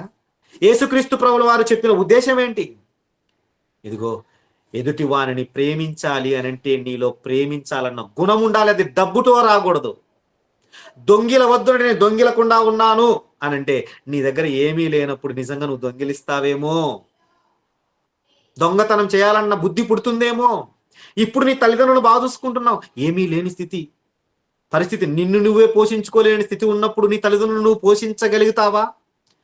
నీకు లేకపోయినా సరే వాళ్ళకు ఇంత అన్నం పెట్టడానికి నువ్వు సిద్ధపడతావా? అప్పుడు నువ్వు సన్మానించినట్టు. నీకు ఇంతుంటే నువ్వు వాళ్ళకు పంచభక్ష పరిమాణాలు పెట్టినంత మాత్రాన నువ్వు ఆ ఆజ్ఞను పాటించినట్టు కాదు. పరిపూర్ణుడవుటకు అని అన్నాడు చూసారా? పరిపూర్ణుడైనట్టు కాదు నువ్వు. ఇప్పుడు పరిపూర్ణుడు అవ్వాలంటే నువ్వు పరిపూర్ణంగా జీరో అయిపో. ముందు నీ ఆస్తి అంతా జీరో చేసుకో, నన్ను వచ్చి వెంబడించు. నా దగ్గర అదే పరిస్థితి. పన్ను కట్టడానికి కూడా నా దగ్గర డబ్బులు లేవు, కానీ నేను ఉండట్లేదా భక్తిగా? నేను ఏ పాపం చేయకుండా బ్రతకట్లేదా? నువ్వు అలా బ్రతుకుతావో లేదో బయటపడిపోతుంది. అందుకే అన్నాడండి, నీ ఆస్తి అంటే ఉద్దేశం యేసుక్రీస్తు ప్రభుల వారి ఉద్దేశం ఇది. కానీ ఏడా యేసుక్రీస్తు ప్రభుల ఆస్తి అంతా అమ్ముకొని బీదలకు ఇచ్చేసి నువ్వు బికారోడైపో అని అనేదానికి కాదు. అక్కడ ఆయన మనసు తెలుసుకుందామనేసి అనేసాడండి. నీ ఆస్తినంతా అమ్మి బీదలకు ఇవ్వు, నువ్వు నన్ను వెంబడించు, నీ నీ బ్రతుకు బయటపడుతుంది, నీ ఆత్మీయ జీవితం ఎంతనో బయటపడుతుంది. అంటే ఇక్కడ దేవుణ్ణి యందు విశ్వాసం ఉంచాడా, దేవుని యందు నమ్మిక ఉంచాడా, ఆస్తి యందు నమ్మిక ఉంచాడా? మళ్ళా చెప్తున్నాడు, పిల్లలారా తమ ఆస్తి యందు నమ్మిక ఉంచువారు దేవుని రాజ్యంలో ప్రవేశించుట ఎంతో దుర్లభము అని. ధనవంతుడు, ఇలాంటి ఆ స్థితి కలిగినటువంటి వాళ్ళ మనస్తత్వం కలిగిన ధనవంతులు దేవుని రాజ్యంలో ప్రవేశించుట కంటే దుర్లభము. ఇదిగో సూది బెజ్జములో వంటె దూరుట సులభము అనేసాడండి అబ్రహాం గారికి. ఇదిగో ఈ చోటంతా నీదేనైనా, కోట్ల ఆస్తిపరుడు అండి, ఈ భూములని నీవే అని అంటే గుడారాలు వేసుకొని ఉన్నాడండి. ఎక్కడికి పోమంటే ఆ గుడారం తీసేసుకోవడము, ప్యాకప్ అనడం, పోవడము, అక్కడ గుడారం వేసుకో. ఎవరి మీద నమ్మిక ఉంచాడు? తనకున్న ఈ యొక్క భూముల మీదన, తనకున్న ఆస్తి మీదన, దాసదాసీల మీదన? దేవుని మాట మీద. దేవుని మాట మీద నమ్మిక ఉంచి, విశ్వాసం ఉంచి ఎక్కడికి కావాలంటే అక్కడికి పోతున్నాడండి. నా దేవుని యందు నమ్మిక ఉంచితే నేను ఎక్కడున్నా ధనవంతున్నే అనుకున్నాడండి. అందుకే విస్తరింపజేశాడు. నేను ప్రభువా ఏంటి ఈ దేశాన్ని వదిలిపెట్టమంటున్నావు, ఇదేమో నాదే అన్నావు, మళ్ళీ ఇప్పుడేమో వదిలిపెట్టమంటున్నావు, అక్కడికి పో అంటున్నావు, ఇక్కడికి పో అంటున్నావు, తూచి నువ్వు ఏదో తొండే ఆడుతున్నావు అని అన్నాడా? లేదండి. ఆయన విశ్వాసం ఉంచింది ఆస్తి మీద కాదు, దేవుని మీద. దేవుని మీద నమ్మిక ఉంచాడు. ఇక్కడ ఈయన నమ్మిక ఉంచింది ఆస్తి మీద. భక్తిగా బ్రతికుతున్నట్టుగా ఉన్నాడు, నీతిమంతుడుగా ఉన్నాడు. చివరి మినిట్లో, చివరి మెట్టు దగ్గర ఆగిపోయాడు. ప్రియులరా, దేవుణ్ణి పరిపూర్ణంగా విశ్వసించలే. పరిపూర్ణుడగుటకు ఆస్తిని నమ్ముకున్నావు నాయన, దేవుణ్ణి నమ్ముకో. ఇదండి అసలు విషయం, తాత్పర్యం ఇది, భావం ఇది. చూడండి, మరొక మాట చూద్దాం మనము. తిమోతి గారికి రాసిన మొదటి పత్రిక 6వ అధ్యాయం ముగించుకుందాం. తిమోతి గారికి రాసినటువంటి మొదటి పత్రిక, నాకు ఇవ్వబడిన సమయం అయిపోయింది. ఒక్క 2 మాటలు నేను చెప్పి ముగిస్తాను. తిమోతి గారికి రాసిన మొదటి పత్రిక 6వ అధ్యాయం, చక్కటి మాట, దీనికి రిలేటెడ్ గా ఉన్నటువంటి మాట. ఆస్తి యందు విశ్వాసం ఉంచొద్దు, దేవుని యందు విశ్వాసం ఉంచాలి, నమ్మిక ఉంచాలి. ఆస్తిని నమ్ముకోవద్దు. ఈరోజు ఆస్తి ఉన్నంత మాత్రాన ఒక పోడివి కాదు. ఆస్తినే నమ్ముకుంటే, అసలు దేవుడు లేకపోతే, దేవుని యందు విశ్వాసం లేకపోతే. తిమోతి గారికి రాసినటువంటి మొదటి పత్రిక 6వ అధ్యాయం 17వ వచనం చదవండి. 6:17. యుద్ధమందు ధనవంతులైన వారు గర్విష్ఠులు కాక, అస్థిరమైన ధనమునందు నమ్మిక ఉంచుక, సుఖముగా అనుభవించుటకు సమస్తమును మనకు ధారాళముగా దయచేయు దేవుని యందే నమ్మిక ఉంచుడని ఆజ్ఞాపించుము. చూడండి ఎంత మాట అన్నాడు. ఇహమందు ధనవంతులైన వారు కూడా అర్హులే, వెళ్తారు. ఎప్పుడు? గర్విష్ఠులు కానప్పుడు, వాళ్ళ ధనం ఉంది అన్న గర్వం వాళ్ళలో లేనప్పుడు. ఇంకా వాళ్ళు తమకున్న ధనం ఎంతున్నా ఆ అస్థిరమైన ధనమునందు నమ్మిక ఉంచకుండా ఎవరి మీద ఆధారపడాలట? ఎంతున్నా కూడా ఇంతుంది కదా అని నిశ్చింతగా ఉండకూడదట. అమ్మా నిశ్చింతగా ఉండ, నా బ్యాంకు బ్యాలెన్స్ బాగా ఉంది అని నిశ్చింతగా ఉండకూడదు. దేవా తండ్రి, దేవా తండ్రి అని అనుకుంటూనే ఉండాలట. అది చూడండి, సుఖముగా అనుభవించుటకు అంత ధనమున్నా నువ్వు అనుభవించటానికి ఎవరి దయ ఉండాలి? దేవుని దయ ఉండాలి. అనుభవించుటకు సమస్తమును మనకు ధారాళముగా దయచేయు దేవుని యందే నమ్మిక ఉంచుడని ఆజ్ఞాపించుము. వారు ఇహమందు ధనవంతులైన వారు, గర్విష్ఠులు కానివారు, అస్థిరమైన ధనమునందు నమ్మిక ఉంచని వారు, దేవుని మీదనే ఆధారపడుతున్న వారు, వారు వాస్తవమైన జీవమును అంటే పరలోకాన్ని, నిత్య జీవాన్ని సంపాదించుకుని నిమిత్తము రాబోవు కాలమునకు మంచి పునాది తమ కొరకు వేసికొనుచు మేలు చేయువారును, సత్క్రియలు అను ధనము గలవారును, ఔదార్యము గల, అక్కడ రాయబడినటువంటి మాట చూస్తే ఆ సత్క్రియలను ధనము గలవారు, ఔదార్యం గలవారు, తమ ధనములో ఇతరులకు పాలిచ్చు వారునై ఉండవలని వారికి ఆజ్ఞాపించుము అని అంటున్నాడు. ఎంత చక్కటి మాట మనకు ఇక్కడ తిమోతి పత్రికలో చెప్పబడింది. కాబట్టి ఆలోచన చేయండి, ఈరోజు ఎవరి మీద నమ్మిక ఉంచుతున్నాం? మనకున్న ధనం మీద, మనకున్న ఆస్తిని నమ్ముకున్నామా? దేన్ని నమ్ముకుంటున్నాం? దేవుని యందు పరిపూర్ణంగా నమ్మిక ఉంచి, విశ్వాసం ఉంచి ముందుకు కొనసాగాలి. ఇక్కడ మనకు అర్థమైంది, నీతిమంతుడైనా కూడా చివరి దగ్గర అతను ఆగిపోయాడు. దుర్లభమైంది అతనికి. నిజంగా అంత ధనం ఉన్నప్పుడు నిజంగా కష్టమే ప్రియులారా. నిజంగా భక్తిగా బ్రతకడం కష్టమే. నిజంగా దేవుని మీద పూర్తిగా ఆధారపడడం కష్టమే. గర్వం వచ్చేస్తుంది. ధనము మీదనే ఆశ పెట్టుకొని బ్రతుకుతూ ఉంటాము, దాన్నే నమ్ముకొని ఉంటాము. ఒక్కసారి అది పోతే అందుకే ఒక భక్తుడు అని అంటాడు, అయ్యా నాకు అమితమైన ధనాన్ని ఇవ్వద్దు, పేదరికాన్ని ఇవ్వద్దు, తగు మాత్రమే అయ్యా చాలు అని అంటాడు. ఎందుకు? భయం. ధనం ఎక్కువైనా కూడా దేవుని యందు భయభక్తులు కలిగి ఉండటం కష్టం, అందుకే దుర్లభం అని అన్నాడు. ప్రియులారా, అసలు మన పాఠ్యభాగం యొక్క పఠనము పేతురు గారు కదండి చెప్పింది, నీతిమంతుడే రక్షించబడుట దుర్లభం. అయితే అసలు పేతురు గారు ఎందుకు చెప్పారో ఆలోచించామా? అసలు పేతురు గారి నోటి వెంట ఎందుకు వచ్చిందో తెలుసండి? పేతురు గారిని యేసుక్రీస్తు ప్రభువులు ఏమన్నారు తెలుసా? ఇదిగో నీ మీద, కేఫా రాయి బండ, నీ మీద నా సంఘాన్ని కడతాను అని అన్నాడండి. అలాంటి పేతురు గారి పరిస్థితి ఏమైందో తెలుసా? ముమ్మారు నన్ను ఎరుగనని బొంకుతావయ్యాను. పేతురు గారు ఎంత కాన్ఫిడెంట్తో ఉన్నారు తెలుసా? నేనా ప్రభువా, నేను నీకోసం ప్రాణం ఇచ్చేస్తానయ్యా. అంటే నేను నీకోసం, నీ నమ్మిక తప్పిపోకుండా ఉండట కోసం నీ గురించి నేను ప్రార్థన చేస్తాను, కానీ నువ్వు నన్ను ముమ్మారు ఎరుగనని బొంకుతావు. ఈ మాటల్లో నుంచి వచ్చిందండి ఈ మాట, ఈ సందర్భంలో నుండి వచ్చింది ఆ మాట. నీతిమంతుడిగా ఉన్న నేనే, నన్ను శబాషని మెచ్చుకున్నాడు ప్రభువు, ఆ తర్వాతనే నేను తప్పిపోయాను, అలాంటి వాడినే నేను ముమ్మారు బొంకాని. ఇక్కడ మరొక వ్యక్తిని మీకు జ్ఞాపకం చేయాలి, దేమా. దేమా గురించి ఎవరినైనా చెప్పమంటే ఏం చెప్తామండి మనం? ఏ మాట జ్ఞాపకం వస్తుంది అన్న? పాలన్న ఏ మాట జ్ఞాపకం వస్తుంది? శాంపాలన్న, దేమా ఇహలోకమును స్నేహించి, ఎంత మంచి, ఇది తప్ప ఇంకా వేరే మాట జ్ఞాపకం రాదండి మనకు. కానీ వాస్తవంగా దేమా భక్తుడు ప్రియులారా. పౌలు గారితో చక్కటి పరిచర్య చేసిన వాడు. వైద్యుడైన లూకా గురించి ఏమని రాయబడింది? ప్రియుడైన వైద్యుడైన లూకా వాళ్ళతో పాటుగా జతగా ఉన్నవాడు. చూడండి, కొలసీ పత్రిక 4:14, కొలసీ పత్రిక 4:14లో దేమా గురించి రాయబడినటువంటి మాట చదువుతున్నప్పుడు నిజంగా ఆశ్చర్యం అనిపిస్తుందండి. దేమా ఇలాంటి వాడా? అవును. అమ్మ చదవండి. లూకాను ప్రియుడైన వైద్యుడును దేమాయును మీకు వందనములు చెప్పుచున్నారు. చూడండి, ఇక్కడ రాయబడినటువంటి మాటలలో ఎవరు ఉన్నారు? జతగా ఎవరున్నారు? ప్రియుడైన వైద్యుడు, లూకాను ప్రియుడైన వైద్యుడు దేమా ఉన్నాడు అని రాయబడింది కదా. మరలా ఫిలోమోను పత్రికలో కూడా, ఫిలోమోను పత్రిక, ఒకసారి ఫిలోమోను పత్రికలోనికి వెళ్ళినట్లయితే 23వ వచనం, 23-24, మొదటి అధ్యాయము 23-24 వచనం. క్రీస్తు యేసునందు నా తోడి ఖైదీ అయిన ఎపఫ్రా, నా జత పని వారైన మార్కు, అరిస్తార్కు, దేమా, లూకా వందనములు చెప్పుచున్నారు. ఎవరెవరు ఉన్నారండి? క్రీస్తు యేసునందు నా తోడి ఖైదీ అయిన ఎపఫ్రా, నా జత పని వాళ్ళ లిస్ట్ లో ఎవరున్నారండి? మార్కు, అరిస్తార్కు, దేమా, లూకా. ఈ దేమా అన్న ఊరుకోండి అన్న, మీరు ఈ దేమా ఆ దేమా వేరే ఉంటారు, వేరే వేరే పేర్లు అయి ఉంటాయి, వేరే వేరే వ్యక్తులు అయి ఉంటారు అని అనుకుంటున్నారా? సరే, ఇక్కడ మార్కు, అరిస్తార్కు, దేమా, లూకా గురించి చెప్పాడు కదా. ప్రస్తావన. అక్కడ కూడా లూకా గారు కనపడ్డారు కదా మనకి ఇందాక. ఇప్పుడు మనము తిమోతి గారికి రాసిన 2వ పత్రికను చూద్దాం. తిమోతి గారికి రాసినటువంటి 2వ పత్రిక 4వ అధ్యాయము 10వ వచనం ప్రియులారా. 4వ అధ్యాయము 10వ వచనం. దేమా ఈ లోకమును దేమ స్నేహించి ఇహలోకమును స్నేహించి నన్ను విడచి నన్ను విడిచి తెస్సలోనికకు వెళ్ళెను. క్రేస్కే గలతీకును తీతు దుల్మతీయకును వెళ్ళిరి. లూకా మాత్రమే నా యొద్ద ఉన్నాడు. మార్కును వెంటబెట్టుకొని రమ్ము. ఎవరెవరి గురించి చెప్పాడు? సీక్వెన్స్ చూసారా, మీరు గమనించారా?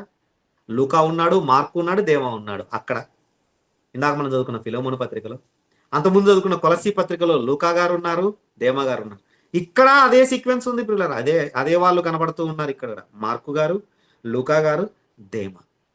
కానీ అంత భక్తిగా, అంత సువార్త పరిచర్యలో జతపనివాడుగా, అంత చక్కగా ప్రియుడిగా ఉన్నటువంటి దేమ పరిస్థితి ఏమైపోయింది?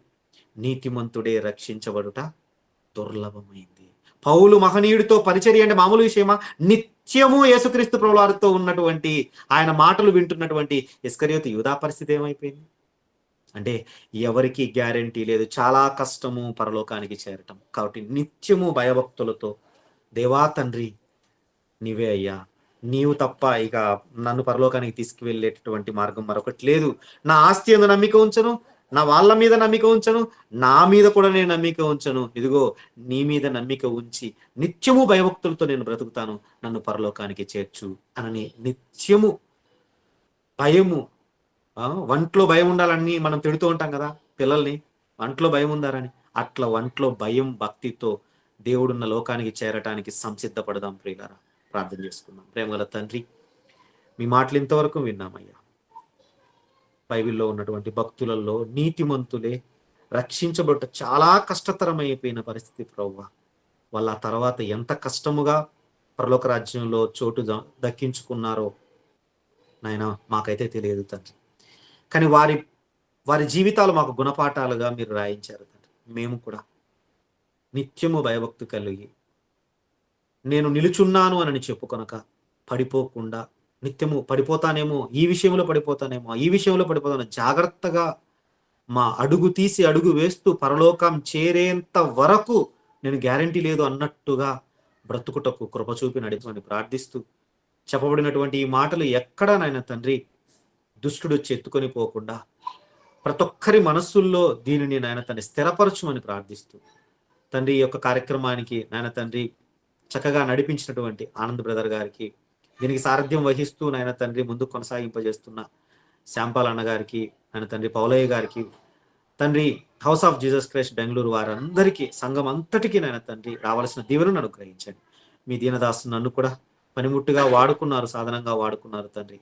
ఈ మాటలు ఎక్కడ వ్యర్థం అవ్వకుండా ఒక్కరిలోనైనా నాయన తండ్రి ఫలించుటకు కృప చూపి నడిపించమని ప్రార్థిస్తూ, మీ చిత్తమైతే, మీ ప్రియకుమారి రాకడ ఆలస్యమైతే మేము మరొకసారి ఈ విధంగా కలుసుకుని మీ మాటలు ఆలోచించగలిగేటటువంటి స్థితిని మాకు అనుగ్రహించమని, మీ దయను నాయన తండ్రి మా మీద ఉంచమని ప్రార్థిస్తూ, తండ్రి ఇప్పటి వరకు మీరు ఇచ్చినటువంటి చక్కటి ఆత్మీయ ఆహారం కొరకు మీ కృతజ్ఞతాస్తులు చెల్లిస్తూ, భౌతికంగా మీరు మాకు ఇవ్వబోయే ఆహారం గురించి కూడా ప్రార్థిస్తున్నాం నాయన తండ్రి. తండ్రి లేని వారికి అనుగ్రహించండి నాయన. మాకున్న దానిలో మేము తీసి తండ్రి బీదలకు నాయన తండ్రి లేని వారికి పెట్టగలిగే మంచి మనసును మా అందరికీ ప్రసాదించమని ప్రార్థిస్తూ, పడకలకు వెళ్ళినట్టుండగా మాతో మీ తోడుంచండి నాయన. మరుసటి దినాన్ని లేచి నాయన తండ్రి మీ చిత్తమైతే తండ్రి మరుసటి దినాన్ని మీరు మాకు అనుగ్రహిస్తే మీ కృతజ్ఞతాస్తుతులు చెల్లించుకొని మీ పనిలో ఉండగలిగే భాగ్యం అనుగ్రహించమని మా ప్రభువు రక్షకుని యేసుక్రీస్తు ప్రభువారి పేరట ఈ ప్రార్థన అడిగి వేడుకొనుచున్నాం తండ్రి. ఆమేన్.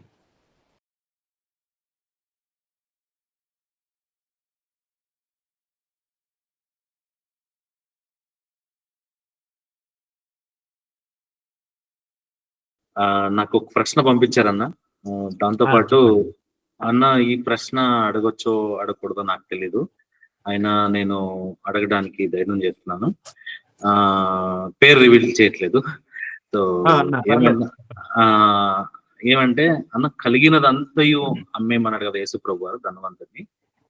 కలిగినదంతా అమ్మేస్తే మరి ఆయనకి మిగిలేదేంటి? అందుకేమో ఆయన చిన్నబోచుకోవడానికి నాకు అనిపిస్తుంది. అంటే ఆయన ఆస్తి, ఎవరికైనా ఆస్తి మొత్తం పోగొట్టుకోవడం అంటే కష్టం కదా. అది కొంత అనకుండా కలిగినవన్నీ అని మార్క్స్ వార్తలో మీరు చూపించారు.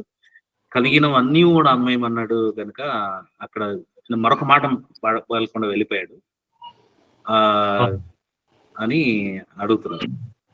అంటే ఓకే అన్న, కలిగినవన్నీ అంటే యేసుక్రీస్తు ప్రభువారు అంటారు కదా, అసలు ఈ లోకంలో నాకంటే మిన్నగా దేనిని ప్రేమించినా కూడా నాకు పాత్రలు గారు అన్నాడు. నీకు ఇచ్చింది, కలిగినదంతా నీకు ఇచ్చింది దేవుడే. ఆ దేవుడు ఉన్న చోటికి అంటే పరలోకానికి, నిత్య జీవానికి రావటానికి నీకు కలిగి ఉన్నవన్నీ అమ్మటానికి నువ్వు సిద్ధపడాలి. అంటే అక్కడ మనస్సు నువ్వు టెస్ట్ చేయడం కోసం తప్పన్నా అమ్మేసి మొత్తము ఇదిగా పూర్తిగా నువ్వు ఏమీ తినడానికి లేకుండా పోయేంత స్థితికి వెళ్ళిపోవనన్న గురించి కాదన్న. అమ్మేయటానికి సిద్ధపడతాడా లేదు. ఒకవేళ అమ్మేసినా కూడా దేవుడు వదిలిపెడతాడా? యోబు గారు ఉన్నారన్న, మొత్తం అంతా తీసేశాడు, అయినా కూడా నమ్మిక పోగొట్టుకోకుండా ఉన్నందుకు డబల్ ఇచ్చాడన్న. అంటే ఇప్పుడు అతనికి కలిగి ఉన్న దాని మీద ఆధారపడుతున్నాడా, నా మీద ఆధారపడుతున్నాడా అన్న పరీక్షలో అతను గెలవలేకపోయాడన్న. అంతే, అంతకు మించి ఇంకేం లేదు. అంటే ఆయన ఏది కొదవ లేకుండా ఇచ్చేవాడు కనుక ఆయన తిండికి ఇచ్చేవాడు. అందుకే మనం చివరిలో చదువుకున్నాం కదన్నా, సమస్తమును ధారాళముగా దయచేయు దేవుని యందు నమ్మిక ఉంచాలి తప్ప అస్థిరమైన ధనాన్ని నమ్ముకోకూడదు. ఈ ధనం ఈ రోజు ఇక్కడ మన దగ్గర ఉంటుంది, రేపు ఇంకొకటి దగ్గరికి వెళ్ళిపోతుంది. కానీ దేవుడు మన తోడు ఉంటే ఎక్కడున్నా కూడా మనల్ని ఐశ్వర్యవంతుల్ని చేయగలడు. అది నమ్మలేదన్న ఆయన. అంతే, అందుకు ఆయన మనసు తెలుసుకుందామనే తప్ప ఇక వేరేది లేదు. యేసుక్రీస్తు ప్రభువు చాలా మందితో ఇలాగే, ఇప్పుడు మృతులు తమ మృతులను పాతి పెట్టుకుని నిమ్ము, తండ్రి శవాన్ని పాతి పెట్టుకోవటానికి అవకాశం ఇవ్వనంత కఠినుడా యేసుక్రీస్తు ప్రభువు వారు? లేదు, కఠినుడు కాదు.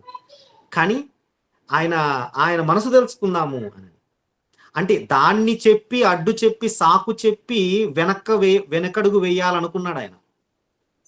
నువ్వు నన్ను వెంబడించు అని అన్నటువంటి ఆ మాటలో, నువ్వు నన్ను వెంబడించు అని అంటే ఆయనే అడిగాడు యేసుక్రీస్తు ప్రభువుకి. ఈ సబ్జెక్ట్ కూడా నేను చెప్పానన్న, వెనుతిరుగు చూడకు అన్న సబ్జెక్ట్ చెప్పాను, మన దగ్గరే చెప్పాను అనుకుంటాను. అక్కడ గమనిస్తే తండ్రిని పాతి పెట్టుకోవటానికి అవకాశం అడిగినప్పుడు ఆయన యేసుప్రభుల వారు అడిగారా నువ్వు నా వెంబడి రా అని అంటే? యేసుప్రభుల వారే అడిగారు, పాయింట్అవుట్ చేస్తూ ఒక వ్యక్తిని, నువ్వు నన్ను వెంబడించు అని చెప్పి ఆయనే అడిగాడు. ఇప్పుడు ఎలా తెప్పించుకోవాలి?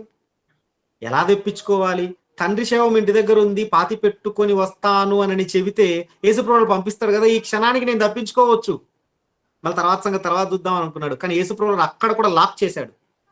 మృతులు తమ మృతులను పాతి పెట్టుకున్న నిమ్ము, ఆయన పాతి పెట్టడానికి ఉన్నారులే చాలా మంది, నువ్వు రా అని అన్నాడు. అక్కడ కూడా ఆయన అవకాశం ఇయ్యనంత కఠినుడు కాదు, కానీ మనసు తెలుసుకుందామని అడిగాడు అంతే. ఇక్కడ కూడా అబ్రాహ్మం గారిని కూడా సేమ్ అలాగే పరీక్షిస్తారు కదా, ఇస్సాక్ అవునన్న.